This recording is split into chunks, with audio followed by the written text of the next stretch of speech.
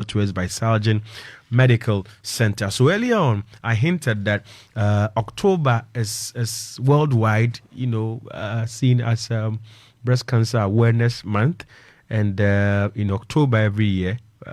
We have programs and people run workshops, etc., just to educate the public on breast cancer and its related matters. And so this morning I have our resource persons from Doctors in Service, DIS, ABRA, and I have first Nancy Adra Pokuya. She's a nursing officer, and also Mr. Michael Isam. Right? I got it right. Administrative and Head of Marketing, DI. Administrator and Head of Marketing, Doctors in Service in Abra, Cape Coast. And we're looking at breast cancer awareness. And good morning, ladies and gentlemen. Good morning. I hope you're well. We are well. I can see you are well. And you decided to don your DIS clinic Lacoste, which is beautiful. And you decided to leave me out. Anyway, so let's begin the conversation, because I'm told my producer signaled, hey, you have just 25 minutes. So let's begin right away. You are a lady, so I will start from, because you have a breast. Now, what is breast cancer? Well, breast cancer is basically when the cells in the breast overgrow. So we say rapid growth of the cells in the breast. So they are the cells in the breast are supposed to grow at a particular rate. And so when they overgrow, then they clump together to form cancer. Okay. So cells are supposed to grow at a normal rate. Yes. And so if you have the cells growing at an abnormal rate. Exactly. Okay. Is it bad for cells to grow at a rapid rate? Yes, it's bad for cells to grow at a rapid rate, because, as I indicated earlier, they have a normal rate at which they are supposed to grow. So once they are overgrowing from the normal, then they have a tendency to cause problems, because that is not how they are supposed to grow. And so when they overgrow, then they clump together to become lumps. Okay. And then those lumps have the tendency to become cancerous. I see. Yes. Mr. Isam, yes, I said earlier on, she is a female, she has breast, but men also, we have breast. Yes. So we can also, so we want to add a few to what she said. Yeah, so with what she said, I think I would go on the need for the education. Okay. Because every year we do this, every year it's done worldwide. It doesn't mean that, I always say, it doesn't mean that throughout the year it's not done. And we wait till October before we do it every now and then. But then it's only that October is slated for breast cancer. The more reason why we do this. So it's very important that we remind ourselves from time to time that, okay, destiny is still there. It's not gone. It is always around. So we need to learn more about it. We need to, put ourselves in check, so that at the end of the day, we are covered. So I have a very difficult question I want answers to. Okay. So I'll still remain with you. Sure. If it's about the excessive growth of cells in the breast, at the end of the day, what causes the excessive growth of the cells? So okay. There's no definite cause for breast cancer, but then there are risk factors. Oh, yes. Okay. So there's no indicator that this is the cause for breast cancer, but then we have risk factors, things that are with us, or things that we probably do that predisposes us to getting breast cancer. So what are some of these risk factors? So some of these risk factors are family history. Okay. Yes, just like for conditions like such as hypertension, if you come from a family where there's a person or two who have probably had cancer in the previous years, you have a tendency of also having breast cancer later in life. And then another factor is increasing age. So once you are growing, especially above 30 years, you have an increased rate of getting breast cancer compared to somebody who is of a younger age. And then we also have personal history. So if you've ever had breast cancer, let's say in the left breast, you have a tendency of getting it again in the right breast. And then we have gender. So breast cancer mostly affects females. That is not to say that the men are free. Okay. Yes, we have men that suffer from conditions we call gynecomastia. So you see men, but then they have break it down a bit. I am. Gyna means about so any gynae is about females. So a man who suffers from gynecomastia, he has hormones. Gynecology is not restricted to female. Okay. I don't know. Yes, I'm being educated. Yes, so, gynecology is not restricted to female. Oh, we have really? men who suffer from problems that are gynae related. Oh, I see. So but we think anytime we hear about gynecologists, it's about females. No. Men also also the gynae. Now, Obian and a member of anyway. Gynecomastia simply means they have bigger breast tissue. So you see a man. Okay. Even though he's male, you see that he has very prominent breast, very visible. I know about 2 or 3 people. Exactly. And so those people, since they have bigger breast tissues, and then cancer affects the breast cells, they are also predisposed to getting breast cancer. But then their rate is not as high as compared to the females. What in females predisposes them more to breast cancer than males? So as I said earlier, female have bigger breast tissue. Oh, yes. Okay. So and then breast cancer affect the breast tissues or the breast cells, and so we have more of the breast cells or the breast tissue. Okay. And so we are at a higher risk. We have a higher risk compared to the male because they usually, on the other hand, have very small breasts. Can I hypothesize, therefore, that a female with bigger breast is more likely to get breast cancer as compared to a female with smaller breasts? You can hypothesize. Oh, okay, I got it. So now I understand the issues. All right. So aside these, are there other risk factors or these are all? So we have something we call nulliparity. That is a female who has never given birth. Oh. Yes. So people who have never given birth are at a higher risk of getting breast cancer compared to people who have given birth. Because when you give birth, you breastfeed. Okay. And then breastfeeding has been researched to decrease or prevent reduce the risk of breast cancer. Okay. Because when women breastfeeding mothers breastfeed, they shed excess breast tissues during the breastfeeding. And so they have a lesser risk compared to somebody who hasn't given birth and so hasn't breastfed before. And then also during breastfeeding, there's a hormone called prolactin that is released. Okay. And then this prolactin inhibits ovulation. Okay. Now, breast cells feed on things we call hormone, especially estrogen and progesterone, to grow.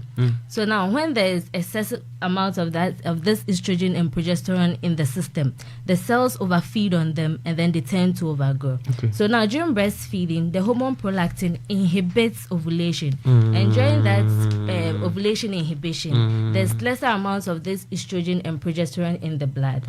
So therefore, breast cells do not have excessive amounts of hormones to overfeed on. And so that is why we say that women who have given birth and have practiced breastfeeding are of lesser risk than those who haven't given birth. Now I understand why they say to prevent breast cancer, let your husbands and your boyfriends do that. Breastfeed them by force. That analogy doesn't work here. Unless you are breastfeeding a baby, a man sucking your breast doesn't count as something that reduces the risk of breast cancer. Oh, really? The only reason why we say that let your husband or your boyfriend or whatever handle your breast is so that they know the nature of your breast. Better than you? But no, not better than you. But then if there's any changes that you do not see, they are the second person to be able to notice that. And so if they know that this is how my wife's breast is, and then they see certain changes in them, they can be able to prompt you even if you've not seen it yourself. That's why we encourage men to at least play so if you're a man and you view more than one, it's difficult to detect whether there's a change in one or not. Anyway, Isam, why are you laughing? Anyway, so very interesting conversation. Now let's look at how do I know if I have breast cancer or about to have breast cancer? Signs and symptoms of breast cancer. So one of the very definite symptom of breast cancer is a lump, not just any lump, but then a hard, painless, and immovable lump. Hard. painless and immovable lump in the breast. And so people can have it for several years, and then they wouldn't know it is there because it is very painless. Yes, so that is one of the symptoms of breast cancer that any doctor looks for when you report to the hospital with any problem with your breast. And then also changes in the shape and the size of the breast. Changes in shape and size. then the size of the breast. And so if you know that your breast looks like this, and then another time you see that there are some changes in the shape or the size of the breast, then you have to take the necessary step. And then but I'm told when women are about menstruating or something, their breast hardens and they change shape. Exactly. So during that time, that's fine. Yeah, during that time, that's fine. And so we call something breast self-examination. And we advocate that if you want to do a breast self-examination, you should wait at least 1 week after you have menstruated. And so by that time, the changes in the breast that have occurred as a result of the rise in hormones in the body have all returned to normal.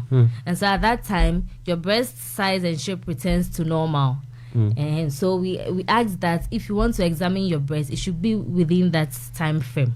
Yes, because when you do it, when you are menstruating or ovulating, during those periods, the breast changes in shape and then in size sometimes. And so you have to do it a week after your menstruation. Yes. I see.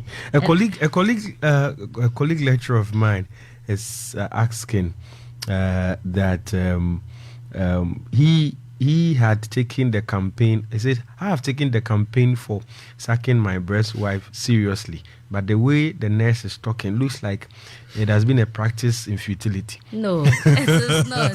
It is not. It is not. It is very important. Oh, so he should continue. He should continue. Okay. So it is not for the purpose of preventing. Kweku, you should continue. Yes, because I mean, if there are any changes, he'll be able to know. Once he's always with the wife's breast, once there are any changes, he'll be able to detect it. So he should continue. It's a good cause. Okay, this one is a compliment. Say hi, Doc. I'm enjoying the show. I like the probing questions. Good morning. I know why you like the probing questions anyway. So you can send us your message 0275 14 49 49 0275 14 49 49. So let's continue with the signs and symptoms. Yes. Yeah. So another one is the orange peel appearance of the breast. Orange peel appearance of orange the breast. Peel. Yes, orange peel. So you see the orange, the unpeeled one. Yes. There are some small dots in the back. I see there are some little dimplings in the orange. Once it's not yet peeled. Yes. When somebody is suffering from breast cancer, there are skin changes. And then that is one of the skin changes you are likely to notice when you have breast cancer. And then we also have retraction of the nipple. Usually every woman. Yes. No, but then there are some people that from birth their nipples are naturally retracted. And so if you have an outward pointing nipple and then all of a sudden it begins to retract, then that is a call for action. But then if you have a naturally inward pointing nipple, then you don't have to worry about this. And then we also have bloody discharge from the breast. Bloody discharge from the breast. And so if naturally sometimes during ovulation or menstruation, the breasts, there are some discharges that come from the breast. Those are whitish, and then it is normally natural. And not milky. No, not milky. They are very clear, whitish and clear. But then if it is bloody, then it means that either there's an infection going on in the breast or there's something way more than an infection. So you have to let a specialist attend to you. And then we have also edema of the breast. It simply means swelling of the breast. And so your breast begins to swell, and then it appears bigger than it usually is. So those are some of the signs and symptoms. Okay, so this conversation actually, I was expecting the females in the house like Hetty, like Persis, like Akusia, the newsroom, etc., will be interested, but it looks as if they're Hetty. Come and listen to the conversation, and because this is very educative, and I was untaught, but this morning I'm being taught.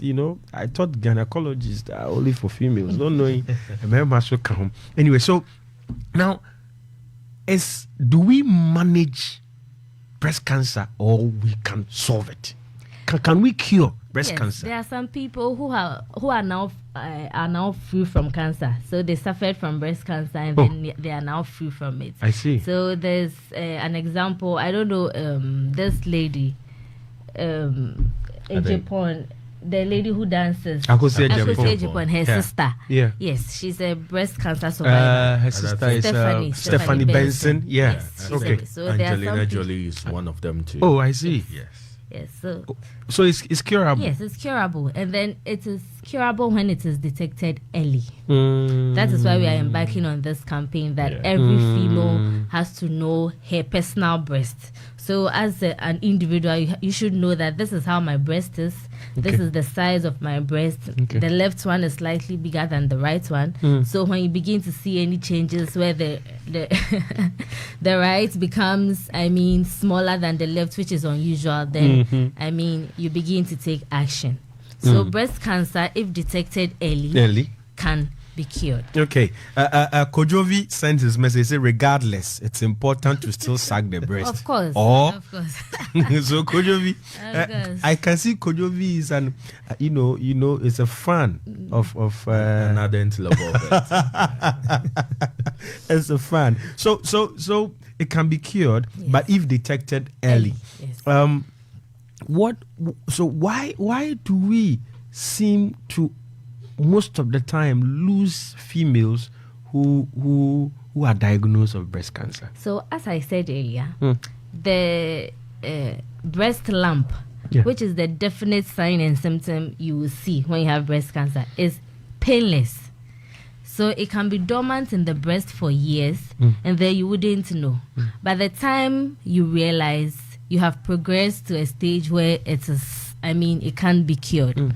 Yes, because they are very painless, they can be there and then you wouldn't know they are there. By the time, you begin to take action, it's often too late. Yes, so that is why some people die from breast cancer. There's also late detection. There's also a myth that it travels. Yes. And so it's diagnosed in the left side of the breast, and it is solved. I know people who they remove, who go under surgery and they remove the left breast. Yes. And later they are diagnosed that it is now in the right breast. Yes. So how does that happen? We call that metastasis. So spread. Okay. It spreads when you are at an advanced stage. Yes. And so it can even, aside spreading to the other breast, it can even spread to other Parts organs. Okay. Yes. And then can give you cancer in maybe liver cancer and other forms of cancer. So that is why I said that when it is detected late, by that time it has spread to other parts of your body or even the other breast tissue.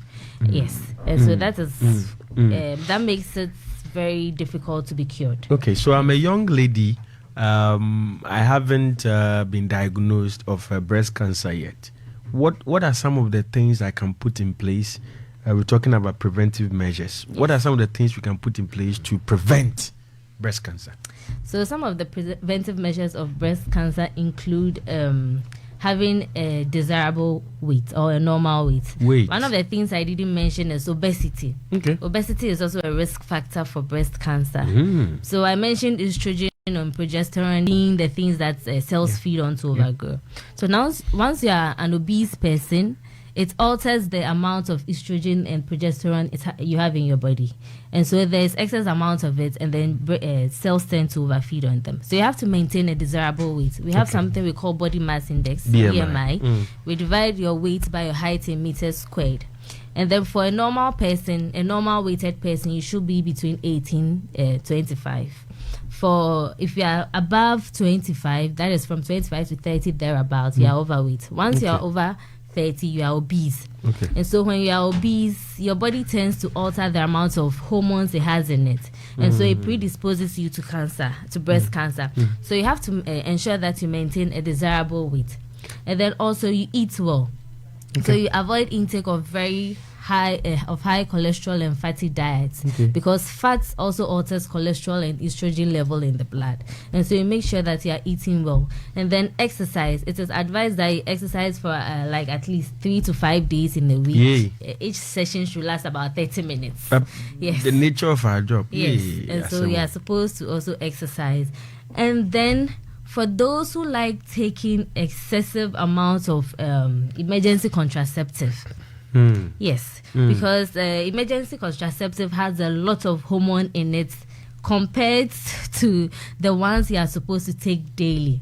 That is why it is called emergency contraceptive. You are supposed to use it in an emergency. Okay, so repeat that for the sake of people I know who always are relying on that. Yes. Repeat that. So emergency contraceptive or hormonal things that are based on hormones, they also have a risk of predisposing you to breast cancer, because as I said, cells feed on hormones.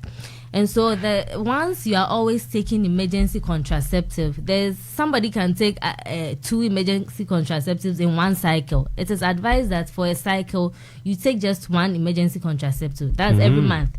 One. But then you can find people taking at 2, 3 in a week. Because there's security. Because no, that is why it is called emergency. Because there's security, man. It's like unforeseen circumstance. So when your condom breaks, something like that, that is when you are supposed to take emergency contraceptive. But then it's not a go-to contraceptive. But then if you have one that there's the pill that you take every day, one a day, those ones you are can better. Opt for that one, other than you taking the emergency contraceptive more than once in a month. This one says, Doc, I love your guest delivery and timely information. So someone is already falling in love with the way you deliver, and that is good to hear. So we have about some 3 minutes to go. Are we done with the preventive measures, or you have any? Yes. So as I said, you eat well. You make sure you follow a good family planning regime. Don't fall on emergency contraceptive. Make sure you maintain a desirable weight and all that. And then breast self-examination. So every woman, every month, 1 week after your menstrual period, you are supposed to do a breast self-examination. So as I said, you have to know your breast as a woman. So you stand in the mirror, use the pad of your fingers, and then you examine your breast. You start from the outer part of your breast, and then you work your way to the nipple. You are looking for any hard, immovable, and painless lump. So naturally, there's a lump in the breast we call adenomyomas. Usually we call them breast mounts, because when you touch them, they are able to move about. But then this particular lump I'm talking about is immovable. They don't move under the pad of the finger. So you have to do that after 1 week after your menstrual period, because by that time, any changes that have occurred during ovulation and menstruation have settled. Yes. Okay. ATL 100.5 is the Atlantic wave. So let me come to you, Mr. Michael Esam. Now, what is DIS doing in this year's Breast Cancer Awareness Month? What are you doing for your customers and the people of Cape Coast? DIS, or Doctors in Service Clinic, we have taken it upon ourselves that we are going to make sure that the education goes as far as it can go. We do this throughout the year, but in this particular period, like we are here now, last Friday we went to another radio station. We are doing the radio tour for the education.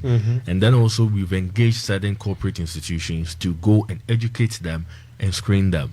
We're also working on community engagement as well, so that we can go out to the public or go out to the various communities to go and then talk to them. So on this note, what I will say is that if you're a corporate institution, if you're an association and you'd want to partner us, or you'd want us to come and do this education for you, we are always open.